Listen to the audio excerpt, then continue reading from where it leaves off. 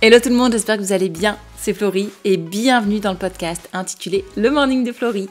Pour tous ceux et celles qui ne me connaissent pas et si c'est la première fois que vous êtes ici, bienvenue. Le Morning de Florie, c'est quoi ? C'est commencer ta semaine avec un coup de boost pour te faire réfléchir, pour me faire réfléchir sur tes relations, ton identité et ton organisation. Ensemble, on va réveiller ta conscience, ensemble, on va réveiller ton vrai toi. Et pour cette saison 4, je voulais vous parler de parentalité et d'organisation. Pourquoi ? Parce que l'organisation, c'est une compétence clé qu'on doit acquérir, qu'on le veuille ou pas, en tant qu'individu. Et au plus tôt on l'acquiert, au plus tôt ça va nous faciliter la vie. S'il y a bien une chose qu'on ne nous apprend pas à l'école, c'est s'organiser. Et pourtant l'organisation, ça veut dire plein de choses, que ce soit dans la vie d'un enfant, d'un adolescent ou d'un adulte. Mais dans tous les cas, ce qui est sûr, c'est que cette compétence, on en aura besoin toute notre vie. Alors autant s'en occuper dès le départ. Et autant commencer à l'inculquer à nos enfants. Et vous savez quoi ? C'est possible. Et c'est plus facile quand ils sont petits que quand ils sont grands. Donc, on va mettre toutes les chances de notre côté et on va y aller. Si tu as des enfants, écoute bien ce qui arrive. Et si tu n'en as pas, mais que tu as des enfants autour de toi, écoute aussi. Parce que tu verras qu'à l'intérieur, je partage pas mal de conseils qui peuvent servir.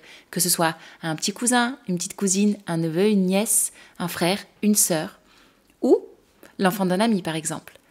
Donc on y va, c'est parti, let's go. Dans ce troisième épisode, je vais vous parler de l'apprentissage de la notion du temps pour nos enfants. Et on va décortiquer ensemble pourquoi est-ce que c'est compliqué pour les enfants de comprendre la notion du temps. Donc je vais vous donner 5 points pour commencer sur qu'est-ce qui fait que c'est si compliqué pour un enfant de comprendre ce qu'est le temps.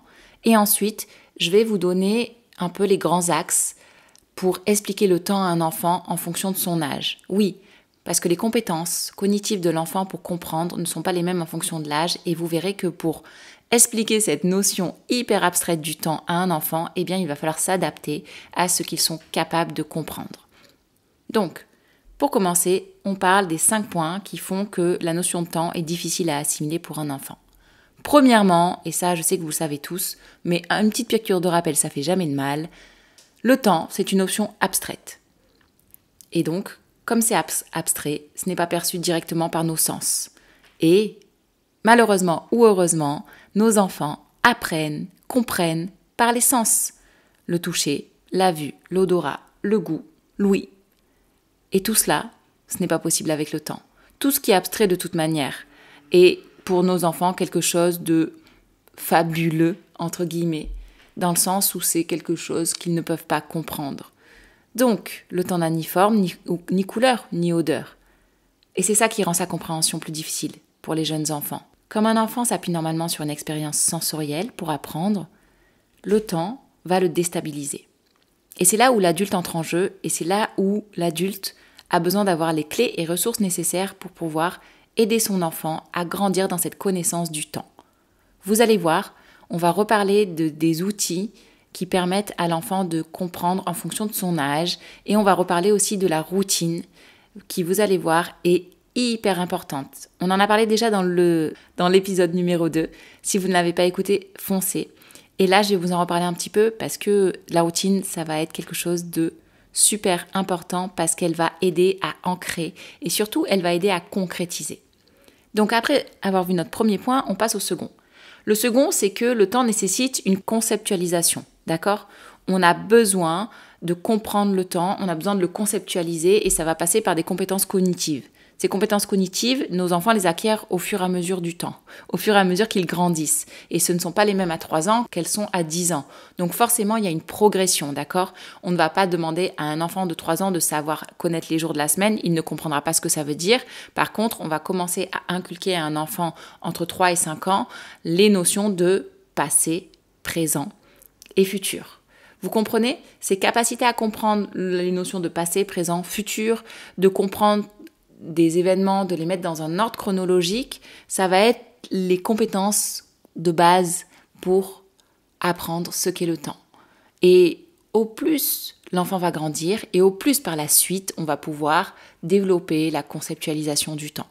Donc premièrement, le temps est une notion abstraite, ce qui rend sa compréhension difficile pour nos enfants. Deuxièmement, le temps demande de la conceptualisation, ce qui rend l'apprentissage difficile pour nos enfants. Troisième point, le temps nécessite des unités de temps. Et oui, parce que le temps se mesure en heures, en jours, en semaines, en mois, en années.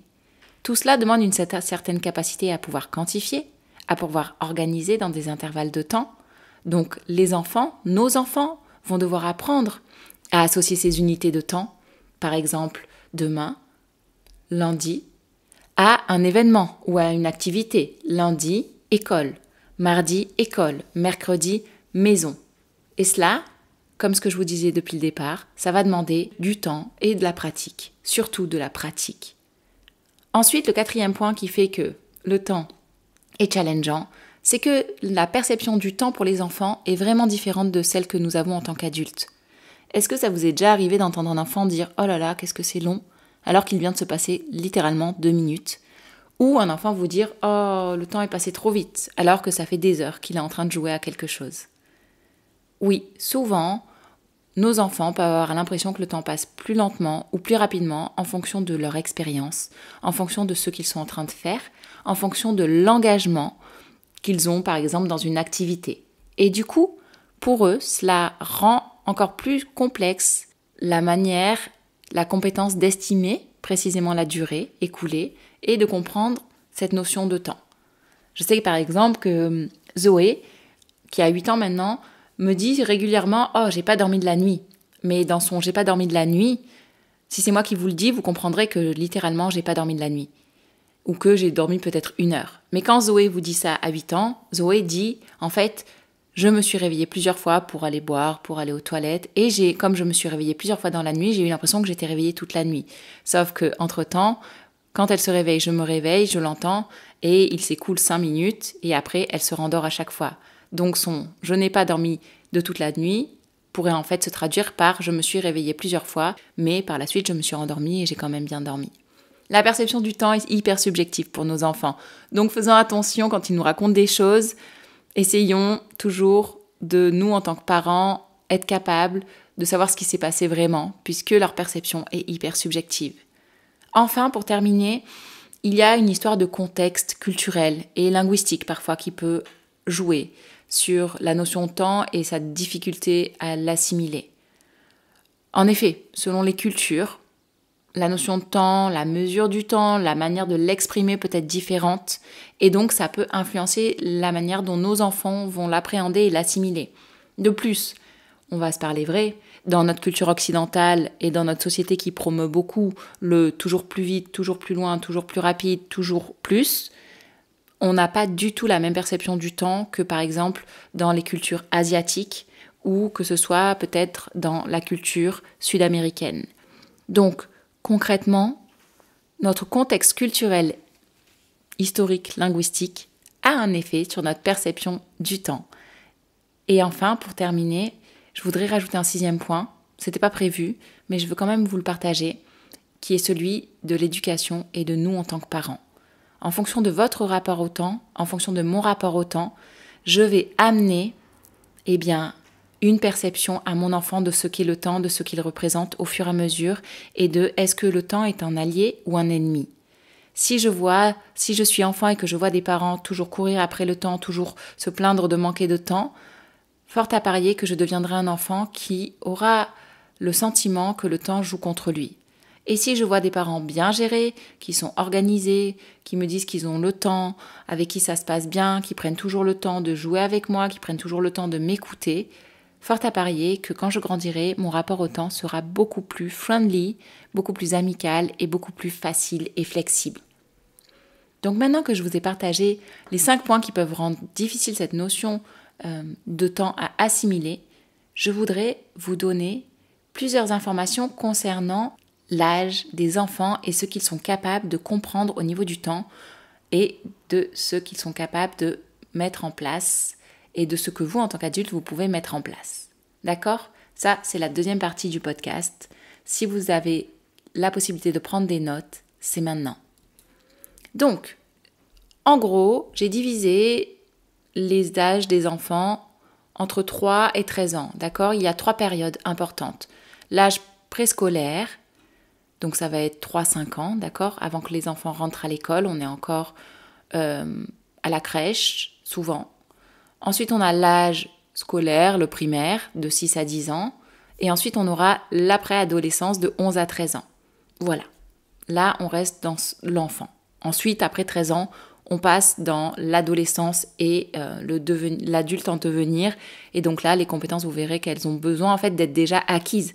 Ce qui veut dire concrètement que vers les 13-14 ans de vos enfants, ils doivent être capables de gérer leur temps, comprendre le temps, planifier, organiser. Donc, écoutez bien ce qui suit. Pour les tout petits, les 3-5 ans, ils commencent à comprendre les moments de la journée. Les enfants de cet âge, en général, ils peuvent commencer à comprendre les repères spatio-temporels tels que matin, après-midi, soir et nuit. Ils peuvent avoir des activités régulières qu'ils comprennent, comme les repas, les jeux, le coucher. Et ça peut être pour eux des repères, des concepts temporels. Ce que je vous disais tout à l'heure, ça va les aider en fait à ancrer la conceptualisation du temps.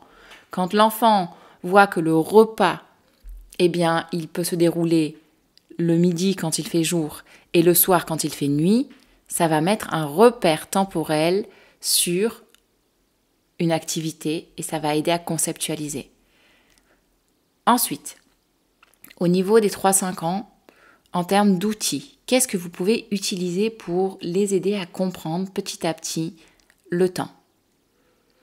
Les heures, ils sont encore un peu petits. Donc, on ne va pas partir sur, par exemple, une horloge où il y a des aiguilles et où il y a des chiffres, parce que l'enfant ne le comprendra pas. Par contre, l'enfant peut très bien associer des couleurs à des moments de la journée, comme par exemple le matin, le bleu, le soir, le jaune. Et je vous dis ça parce que j'ai une petite horloge, par exemple, que j'ai mise sur la table de nuit de Zoé, qui lui permet en fait de savoir où on en est. Cette horloge, elle s'adapte en fonction de l'âge et elle est super parce que quand Zoé était toute petite, il y avait ses repères en termes de couleurs. Donc, elle visualisait approximativement les heures, d'accord? Elle savait pas encore les lire, mais elle savait en tout cas que quand l'horloge, il y avait la petite image bleue, c'était le matin, il me semble, et quand il y avait la petite image jaune, c'est que c'était le soir, ou peut-être inversement. Mais bref, il y avait 2 images et elles étaient mises en lumière en fonction de si c'était le matin ou le soir, et du coup ça l'a aidé, c'était un repère pour elle. Ensuite, cette horloge, je sais que c'était une horloge analogique aussi, donc quand on dit analogique, ça veut dire que c'est une horloge qui indique l'heure avec le déplacement des aiguilles. Donc, je savais que Zoé, par la suite, elle pourrait en fait continuer à utiliser son horloge, son réveil, parce que du coup, il avait ce qui lui permettrait plus tard de comprendre, d'apprendre à lire l'heure. Et enfin, le réveil, il intégrait aussi l'heure qui était écrite en nombre. Et donc du coup, elle arrivait aussi à lire, par exemple 10h25 quand elle a appris les chiffres. Donc vous voyez, ce réveil, c'était de la bombe atomique et elle l'a toujours d'ailleurs et elle le met maintenant elle-même pour se lever le matin. Elle est dans l'apprentissage de l'autonomie, je me lève toute seule quand le réveil sonne. Donc n'hésitez pas, ça existe, il y en a plein. Si vous avez des questions sur ça, on pourra vous donner des références, mais il existe des réveils qui sont très adaptés pour les enfants en fonction de leur âge et ça les aide vraiment à concrétiser ce lien au temps. Ensuite, comme je vous disais, pour l'âge préscolaire 3-5 ans, pour terminer, on peut utiliser des mots, nous, en tant que parents, en tant qu'adultes. On introduit des mots qui vont être des repères, comme maintenant, plus tard, bientôt. Alors, c'est sûr que vous allez avoir droit à c'est quand bientôt, ça veut dire quoi plus tard? Mais vous commencez à utiliser un vocabulaire que l'enfant va commencer petit à petit à comprendre, ou du moins, il va se familiariser avec. Parce que votre plus tard pourra peut-être vouloir dire ce soir. Et donc, du coup, il dira ok, donc quand papa ou maman dit plus tard, en général, ça ramène à la nuit, ça ramène au ce soir. Voilà pour ce qui est des 3-5 ans. Ensuite, pour l'âge du scolaire, tout ce qui est du primaire, entre 6-10 ans, grosso modo.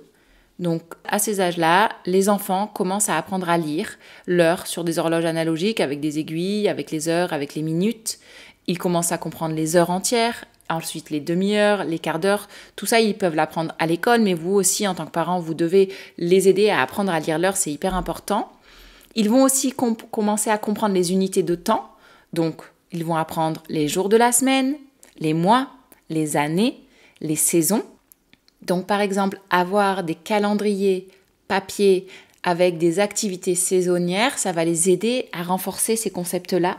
Avoir des calendriers avec les jours de la semaine, ça va les aider à connaître les jours de la semaine.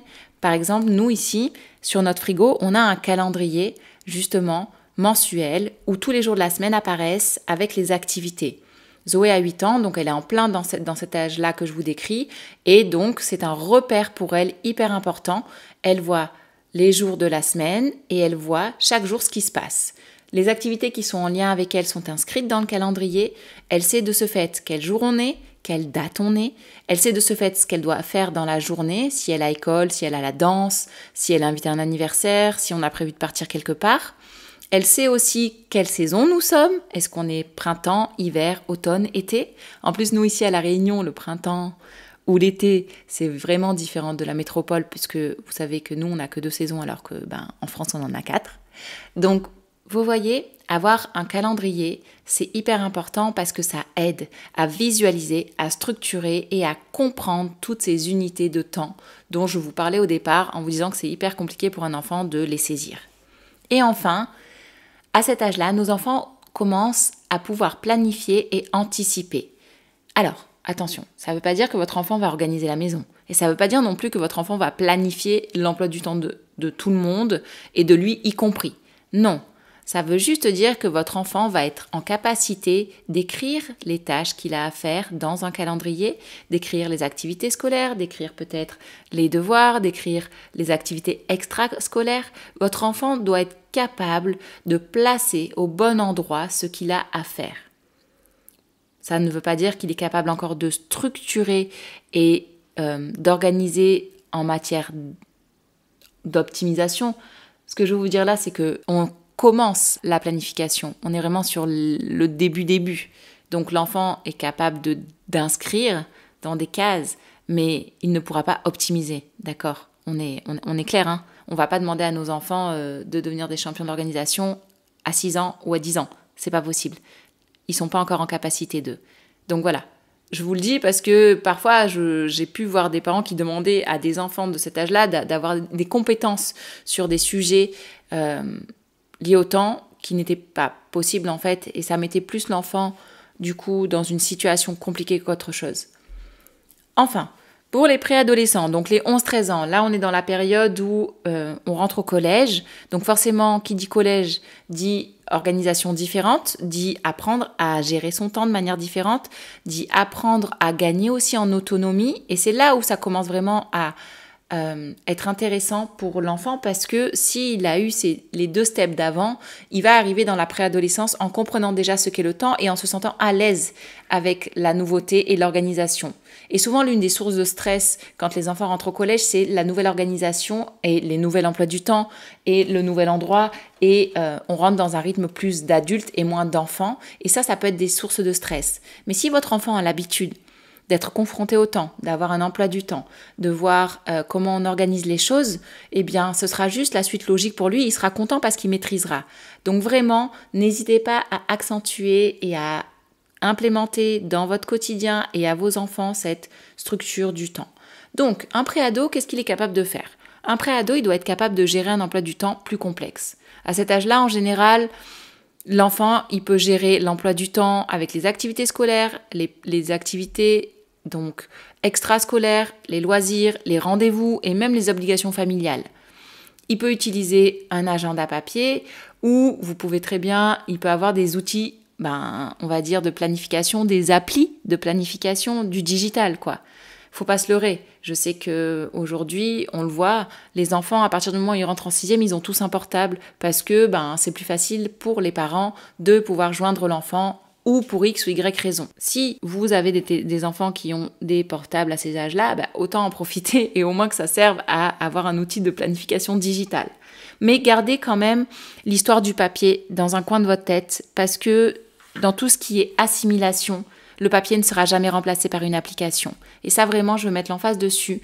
Votre enfant aura toujours besoin, pour mieux comprendre, pour mieux expérimenter, de passer par le toucher, de passer par le concret. Et qu'on le veuille ou non, le papier concrétise. L'écriture concrétise. Donc, on garde l'apprentissage du temps sur du papier. Je vous encourage vraiment à avoir du coup, si votre enfant a un agenda électronique sur son téléphone ou ailleurs, eh bien, il peut rentrer les informations nécessaires, mais ayez aussi un support papier, ce sera lui qui vous dira merci plus tard. Ensuite, qu'est-ce qu'il peut faire notre préado ? Notre préado, il peut continuer et il peut comprendre des concepts temporels avancés. Comme par exemple, il peut comprendre les années, les décennies, les siècles et il va élargir sa compréhension du temps sur du long terme. Et enfin, notre préado, il doit être capable de commencer à prioriser et à gérer son temps. Donc, il va définir ses priorités, il va pouvoir commencer à estimer le temps nécessaire pour faire quelque chose et il va surtout pouvoir commencer à éviter de procrastiner. Parce que la procrastination, ça arrive très vite et à tout âge. Et comme vous le savez, je ne sais pas si vous le savez, mais si vous avez des ados autour de vous, eh bien, souvent nos ados, ils deviennent mous en général et ils procrastinent à fond. D'accord ? Et la procrastination, c'est énormément développé avec l'apparition des écrans aussi dans nos vies. Donc, concrètement, au plus vite, on apprend à nos enfants à prioriser, à gérer, à estimer le temps nécessaire, à savoir ce qu'ils ont à faire, à quel moment, combien de temps. Au mieux, on va les aider à éviter de procrastiner. Tout ce que je vous dis là, c'est des infos indicatives, d'accord ? Ça ne veut pas dire qu'il faut tout respecter à la lettre. Ça peut varier en fonction des enfants, en fonction de comment vous voyez leur apprentissage évoluer. Il se peut qu'il y ait des enfants qui commencent à prioriser plus tôt que 11 ans. Il n'y a pas de souci. Il se peut qu'il y ait des enfants qui le fassent après. Il n'y a pas de souci. Ça, ce sont, on va dire, les rythmes généraux, les indications générales. Après, chaque enfant est particulier. Mais dans tous les cas, si vous avez compris le message, l'idée est vraiment d'accompagner les enfants dans l'apprentissage du temps, de petit jusqu'à grand, pour qu'une fois qu'ils arrivent après cette préadolescence, dans l'adolescence et dans la vie adulte, ils soient capables, ils sachent faire les choses de la bonne manière. Donc maintenant, j'espère que cet épisode 3 vous a aidé. Je vous laisse là et on se retrouve dans un épisode 4 où on va continuer et je vais vous parler de tous les outils qui peuvent aider un enfant à justement rendre cette notion du temps très concrète. Allez, je vous dis à plus tard et puis bye bye. Ça y est, notre épisode se termine. Merci de l'avoir écouté jusqu'au bout. Et comme d'habitude, pour te remercier encore plus, petite surprise, un code, le code podcast à utiliser sur notre shop, grâce auquel tu auras des cadeaux. Enfin, si tu aimes le Morning de Florie et que tu aimes les sujets qu'on partage, n'hésite pas à nous le dire en mettant un 5 étoiles si tu écoutes le podcast sur iTunes ou si c'est sur une autre plateforme, Deezer ou autre, mets-nous un petit commentaire.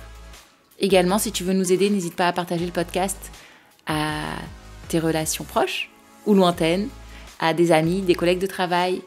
Qui sait, ça pourrait les aider, les encourager eux aussi. Au plus on diffuse, au plus on a d'impact. Je te laisse ici et je te dis à bientôt pour un nouvel épisode. Bye bye.